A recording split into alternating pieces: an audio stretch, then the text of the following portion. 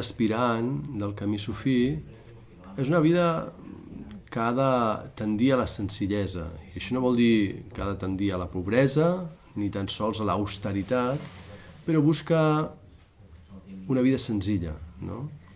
I aleshores, dintre de la vida habitual d'una persona a Occident, no? que tenim feines que ens demanen moltes hores, que tenim un ritme familiar i social molt intens, però en aquest ritme, en aquest devenir del dia a dia d'una persona occidental, un aspirant en el camí sufí el que fa és intenta racionalitzar, sobretot en relació al sol i en relació a la lluna. Un aspirant al camí sufí és algú que viu molt intensament la seva musulmanitat, no?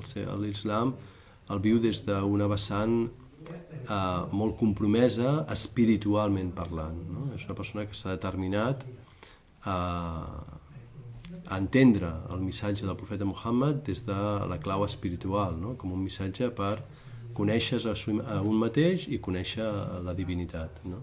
La finalitat última d'una derga sufí allà on estigui és fer homes lliures, lliures de passions, lliures de pors, lliures de qualsevol mena de cadena.